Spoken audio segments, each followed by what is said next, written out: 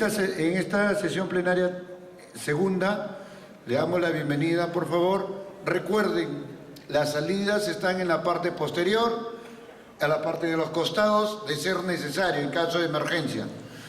Ponemos los celulares en vibrador o apagados, por favor, para no interrumpir a la persona que está a nuestro costado, ni tampoco al expositor.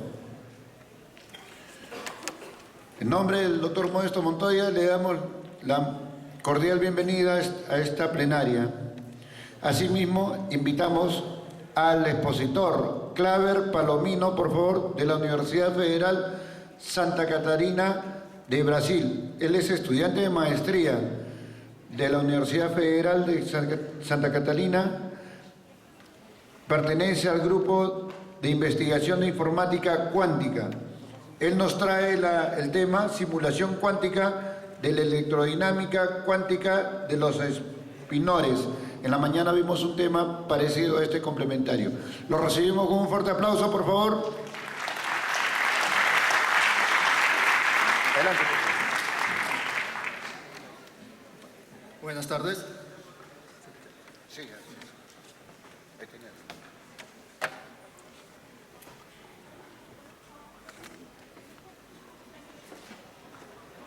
Muy buenas tardes con todos.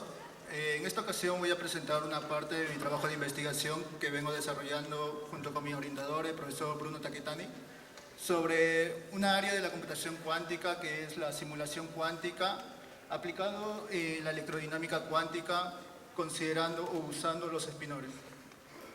El esquema que voy a seguir hoy en esta ocasión consta de 4 partes. La primera parte, que es la parte introductoria, una breve introductoria sobre la computación cuántica. Después hablaré sobre una idea, de dónde sale la idea de la simulación cuántica. Y en la tercera parte, o tercer punto,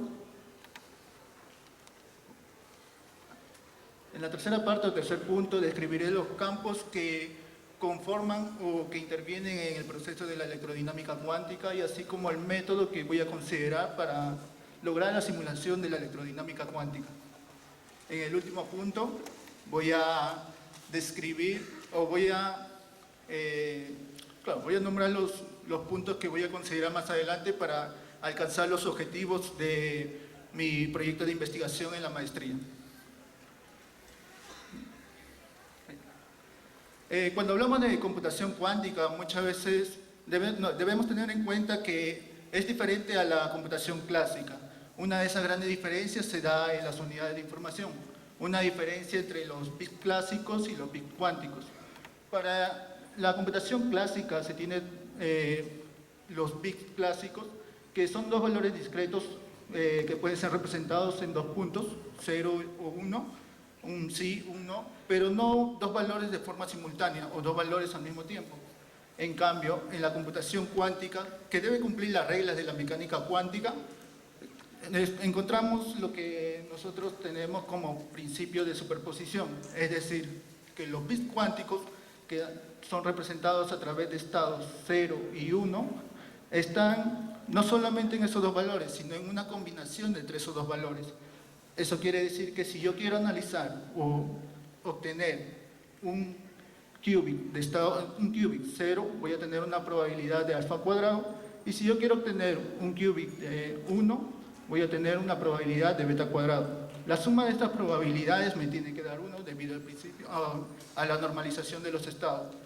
Ahora, ¿cómo puedo representar un qubit? El qubit se representa a través de una esfera. El punto máximo expresa el estado 0, que es el análogo al bit clásico 0. El punto más bajo es el estado 1, que es el análogo clásico del bit clásico 1. Además de eso, tenemos infinitas combinaciones de qubit que pueden ser en cada punto de la esfera. Esta idea o esta gran diferencia nos trae infinitas aplicaciones o varias ventajas, diré. Por ejemplo, en la computación clásica nosotros tenemos los bits clásicos 1 y 0. Sin embargo, al momento de analizar un proceso, esos bits clásicos solamente pueden realizar un proceso a la vez, a diferencia de un qubit, en la cual se encuentra en un estado de superposición 0 y 1 al mismo tiempo, se puede realizar el proceso de forma simultánea, obteniendo un mejor rendimiento, un mejor tiempo o un tiempo de ejecución más rápido y haciendo más efectivo la computación cuántica que la computación clásica. Ahora, hoy en día todos conocemos cómo es una computadora clásica. Tenemos los celulares, las tablets, los ordenadores de escritorio, las laptops, o también unas laptops más potentes, o los supercomputadores clásicos. Todos ellos ya tienen una forma definida y además realizan procesos que siguen un principio ya determinado, a diferencia de la computación cuántica, que aún no tiene una forma definida. Ellos pueden ser de diferentes tipos, pueden ser de circuitos superconductores, pueden ser de redes ópticas o de trampa de iones. En el circuito superconductores se tiene 4 distribuciones de qubits en este pequeño chip. Ellos tienen una alta coherencia y tienen que ser aislados del medio ambiente. En las redes ópticas se tiene una distribución de átomos fríos que están espaciados o distribuidos de forma simétrica, y también se tiene chips con trampas de iones en las cuales los átomos son aislados en este puntito de centro, en donde cada átomo se comporta como un qubit. Todo este tipo de sistemas, aparte de hay otros más, tienen que ser aislados del ambiente y además tienen que estar a bajísima temperatura. Ahora, ¿por qué adentrarnos a investigar en este tipo de computadores cuánticos o investigar más en la computación cuántica? Porque cuando nosotros queremos analizar fenómenos mucho más complejos que requieren muchos tipos de partículas en un sistema, o en este caso, muchos átomos, al momento de yo considerar sistemas o fenómenos simples, la computación clásica va creciendo, y cuando yo quiero considerar, por ejemplo, 100 átomos, 200 átomos, el número de bits clásico que yo voy a considerar es de 2 a la n. Es decir, si yo tengo 100 átomos, voy a considerar 2 a la 100 bits clásicos. Si yo tengo 200 o 300 átomos, va a seguir creciendo de forma exponencial. Eso quiere decir que cuando yo tengo sistemas mucho más complejos, esta computación clásica, el cálculo de ejecución o el tiempo de cálculo que yo voy a necesitar usando la computación clásica va a crecer de forma exponencial, siendo casi imposible para sistemas mucho más complejos, a diferencia de una computación cuántica. En la computación cuántica, al momento de yo adicionar al momento de yo adicionar átomos a un sistema, el tiempo de cálculo crece de forma lineal, mejorando así el rendimiento y ser más efectivo en la computación cuántica que en la computación clásica. Es por eso que los científicos se adentran a investigar esa computación cuántica para poder analizar fenómenos mucho más complejos. Bueno, ahora, todo eso es una idea de lo que es la computación cuántica y de por qué sería importante a un futuro. Ahora paso a describir lo que es la simulación cuántica. Para entender un poco la idea de la simulación cuántica, primero debemos tener en cuenta qué es una simulación o una simulación clásica. En la simulación clásica nosotros usamos una forma o un método para poder imitar la dinámica de otros sistemas. Por ejemplo, si yo quiero analizar caída libre, yo tengo que realizar este tipo de experimentos, lanzar una pelota conociendo las condiciones iniciales y calcular los valores o la posición en tiempos diferentes. O también puedo simular el modelo planetario usando las leyes de la mecánica celeste en una computadora, o también usando métodos computacionales yo puedo obtener datos y lograr unas simulaciones de gráficas, entre otras. Pero ¿qué sucede cuando utilizo o considero fenómenos cuánticos dentro de la simulación clásica? Al momento de considerar fenómenos cuánticos simples, puede ser ejecutado con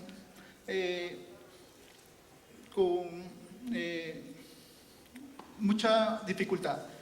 Cuando considero fenómenos mucho más complejos, ¿Qué es lo que sucede? No puedo realizarlo con una computación clásica. Se torna casi imposible para la computación clásica para fenómenos mucho más complejos. Entonces, nace la idea de la simulación cuántica. La idea de la simulación cuántica nace con Richard Feynman en su paper de Simulando Física con Computadores, en la cual describe que si yo quiero simular fenómenos cuánticos, es imposible para las computadoras clásicas, debido al alto crecimiento exponencial de los recursos necesarios que yo necesito. Para ello, es necesario construir una computadora cuántica universal que pueda simular los fenómenos cuánticos usando las leyes de la mecánica cuántica. Entonces, para entender más o menos esta idea, yo puedo explicar a través de este esquema. Imaginen que tenemos un sistema cuántico complejo que no puede ser implementado en un laboratorio o analizado con los supercomputadores clásicos de hoy en día.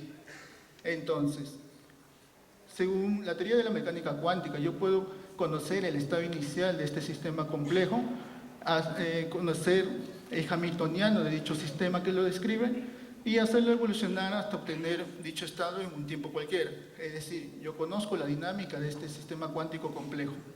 Ahora, como no lo puedo implementar en un laboratorio, yo puedo considerar otro tipo de sistema cuántico en la cual yo voy a preparar el estado inicial de ese sistema, implementar la dinámica y medir el resultado de dicho sistema, lo que yo voy a denominar simulador cuántico.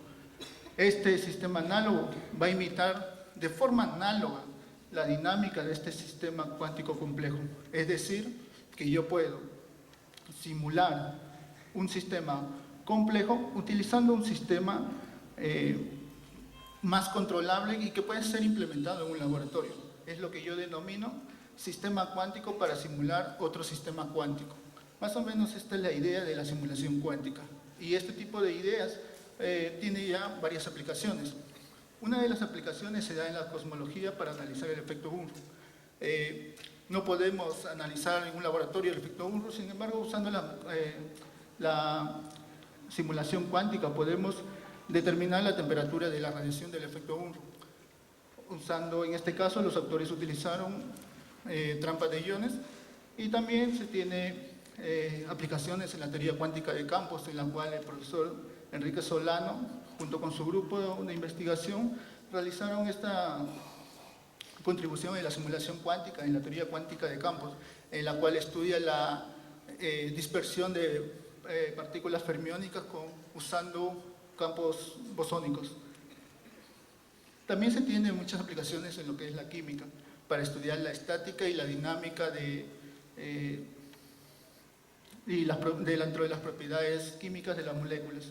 En este caso utilizaron, si no me equivoco, trampa de iones, y en la física de altas energías para estudiar las partículas de Dirac. Ahora, hasta aquí es la idea de computación cuántica y simulación cuántica. Ahora, lo que yo vengo realizando en la maestría en la Universidad Federal de Santa Catarina es realizar la simulación cuántica de la electrodinámica cuántica. Para ello, tengo que entender primero o qué efectos acontece en la electrodinámica cuántica. Bien, la electrodinámica cuántica es una área, es una teoría, está dentro de la teoría cuántica de campos, que describe la interacción entre la luz y la materia.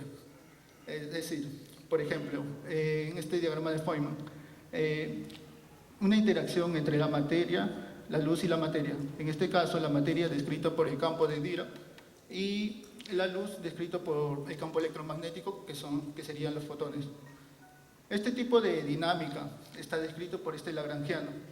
La primera parte corresponde al campo de Dirac, el término medio corresponde al campo electromagnético y por último tenemos la parte de interacción. Este término de interacción es lo que más nos interesa en el momento de estudiar la simulación cuántica, la electrodinámica cuántica. Ahora, ¿por qué la electrodinámica cuántica? La electrodinámica cuántica es una de las teorías más precisas que tenemos hoy en día, debido a su precisión al momento de analizar el momento magnético anómalo del electrón y los desplazamientos de los niveles de energía de hidrógeno. Entonces, resumiendo, eso quiere decir que yo quiero o necesito analizar los campos que describen a la luz y a la materia. Los campos que describen la luz y la materia son el campo de Dirac y el campo electromagnético. El campo de Dirac, que va a describirme partículas como el electrón, que tienen masa m y spin 1 medio, que están dentro de la familia de los fermiones. El campo electromagnético, que nosotros estamos considerando a los fotones, que no tienen masa y que tienen un spin 1, está dentro de la familia de los bosones.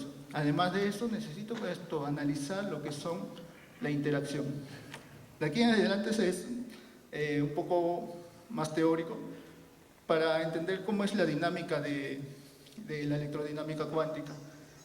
En la parte del campo de Dirac, que sale de la ecuación de mecánica cuántica relativista, se obtiene como solución funciones de paquetes de ondas planas, funciones de ondas planas, donde el término, este término de aquí corresponde al espinor de este campo. Este campo, dentro del campo de Dirac, se tiene tanto las soluciones para las partículas, así como para las soluciones de las antipartículas. Es decir, que en este campo se tienen en cuenta no solo las partículas, sino las antipartículas. Entonces, al momento de analizar la electrodinámica cuántica, como he dicho anteriormente, todo sistema cuántico se encuentra determinado por su hamiltoniano, o se encuentra descrito por el hamiltoniano. Nosotros consideramos no el campo descrito anteriormente, sino un campo cuantizado, que usa el método de la segunda cuantización dentro de la teoría cuántica de campos. Considerando ese método de segunda cuantización, en la cual una idea simple sería en que los campos ya no son considerados como funciones, sino son considerados como operadores de campo, y además que tienen que estar en función o estar descritos por operadores de creación y aniquilación. En este caso, el campo de Dirac describe las partículas con spin 1 medio, que pertenece a la familia de los fermiones. Y dicho campo de partículas o de fermions está descrito por toda esta expansión, en la cual nosotros podemos ver que tenemos en cuenta la orientación del spin. El spin S, orientación hacia arriba, y el spin menos S, orientación hacia abajo. Además de eso, se tiene otra expansión para las antipartículas, teniendo de forma similar. Como estos campos están dentro de la familia o describe partículas dentro de la familia de los fermiones, tiene que cumplir una regla, una restricción, que es la relación de anticonmutación. Además de eso, dentro de este campo se puede obtener el hamiltoniano del campo de Dirac, donde se tiene en cuenta la suma de las partículas y de las antipartículas, la suma de las energías de partículas y antipartículas, considerando para diferentes valores de spin 1 medio. Ahora, pasemos a lo que es el campo electromagnético, que me va a describir a las partículas de luz o los fotones. Nosotros conocemos cómo es un campo electromagnético. El campo electromagnético es en la cual el campo eléctrico y el campo magnético están en dirección perpendicular y se propagan en una dirección perpendicular a ellos dos. Ahora, todo ese campo electromagnético está descrito por las ecuaciones de Maxwell. Pero sin embargo, en mi trabajo de investigación solamente estoy considerando los fotones.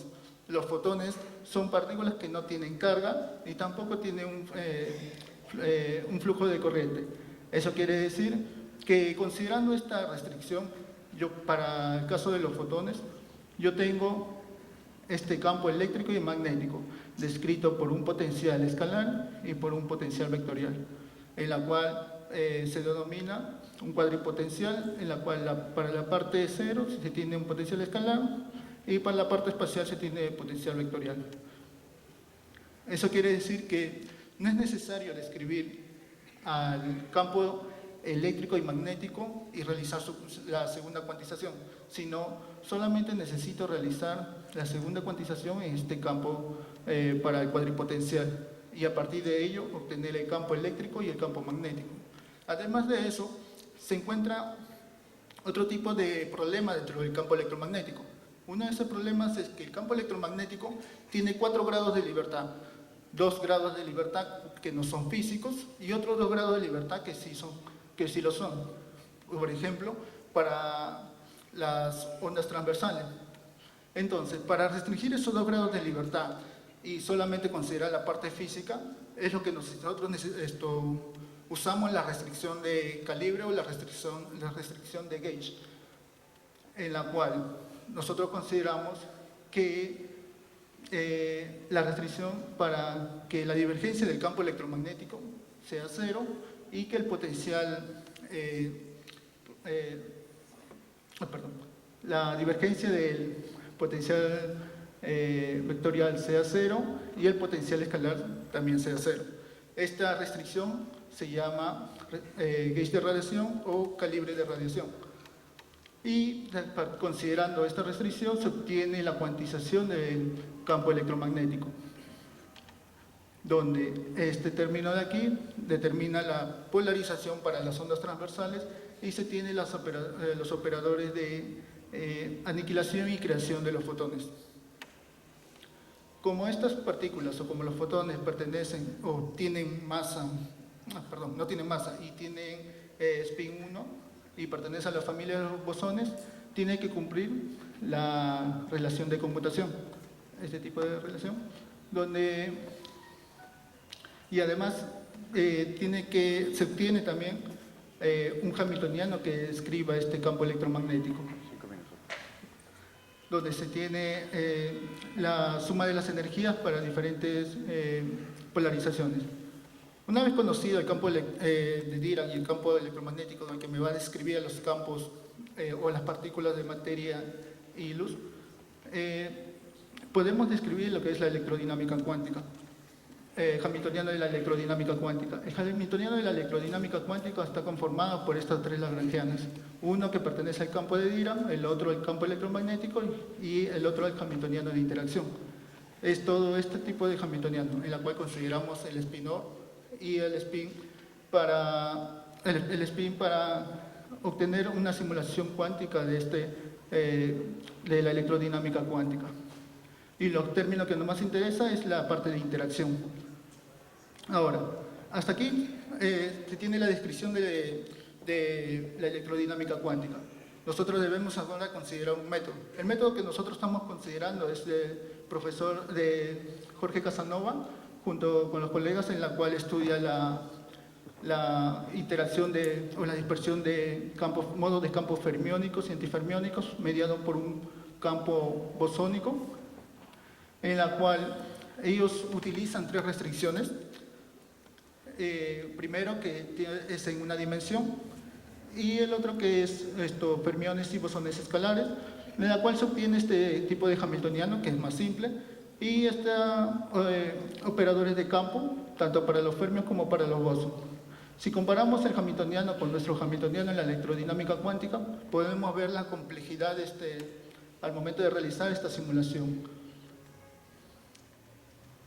Siguiendo con este método, ellos hacen una restricción de un modo de campo fermiónico y antifermiónico, y así como un modo de campo bosónico, en la cual se tiene 2 modos de campos fermiónicos y antifermiónicos viajando o en conmoving, y que describen una excitación en paquetes de ondas cuando es aplicado en el vacío, donde este término aquí es el envelope de una onda gaussiana,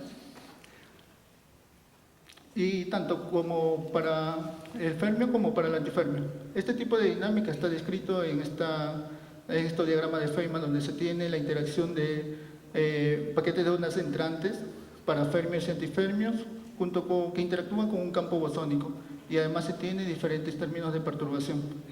2 minutos.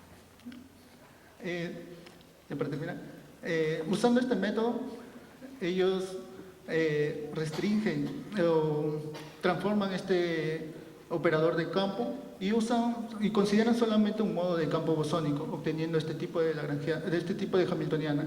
Este tipo de hamiltoniana describe procesos como son la autointeracción, en la cual los fermions interactúan absorbiendo o emitiendo un bosón, al igual que los antifermions, en la cual interactúan emitiendo o absorbiendo un bosón. Y también se tiene pares de creación y aniquilación, donde se tiene que una aniquilación de fermión con antifermión, emitiendo un bosón, y una creación de fermio-antifermio absorbiendo un bosón. En esta parte de aquí no se da en la física, debido a que no podemos obtener que todas las partículas se eliminen y se creen de la nada. Sin embargo, la conservación de la energía se obtiene al momento de sumar los valores esperados de estos dos procesos, de la energía de estos dos procesos. Entonces, en mi trabajo de investigación yo estoy considerando, esta descripción de hamiltoniana en la representación de interacción. Y además, una idea que nosotros estamos considerando hasta ahora es esta descripción para el campo, para paquetes de onda entrante, para lograr el mapeamiento de la simulación cuántica de la electrodinámica cuántica. Podemos ver que en este caso yo tengo que considerar 3 dimensiones, o sea, paquetes de ondas en 3 dimensiones, tanto para el fermión y antifermión. Y además voy a considerar una expansión de este operador de campo de Dirac, teniendo en cuenta la descripción de los espinores. Ahora, en esta parte o esta consideración para realizar o para usar el método y obtener la simulación cuántica de la electrodinámica cuántica, existe un problema, porque no sabemos ahora si debemos considerar los espinores dentro de esta expansión o considerar los espinores dentro de estos paquetes de onda entrante. Eso aún estamos viendo para cómo sería la descripción de estas condiciones para obtener la simulación de la electrodinámica cuántica. Entonces, en nuestro caso sería lo que estamos considerando, usar el método de Casanova, que fue desarrollado por el profesor Enrique Solano, Jorge Casanova y sus colaboradores. Además de eso, definir las condiciones iniciales, es decir, puede ser la dispersión de electrones con positron, que interactúa con un fotón, que es el ejemplo más simple dentro de la electrodinámica cuántica, y encontrar un sistema análogo usando dicho método. Ahora, ¿por qué es importante obtener la simulación de la electrodinámica cuántica? Una de las grandes importancias se daría que, obteniendo este mapeamiento o este protocolo de la simulación cuántica, nosotros podemos simular fenómenos mucho más complejos, como la electrodinámica cuántica y los campos de Yang-Mills. Ahora, yo para finalizar, quisiera agradecer al Grupo de Investigación de Información Cuántica del Sur de la Universidad Federal de Santa Catarina, a mi orientador, el profesor Bruno Taquetani, al profesor Paulo Enrique Soto Ribeiro, así como al profesor Ducioni y demás colegas que trabajan en el área de computación cuántica, machine learning, como Cayo, y otros colegas que trabajan en el área de información cuántica y óptica cuántica. También quisiera agradecer a las agencias financiadoras como la CAPES, CNPq, a la Agencia Financiadora del Estado de Santa Catarina, FAPESCI, y al grupo INST IQ. Gracias.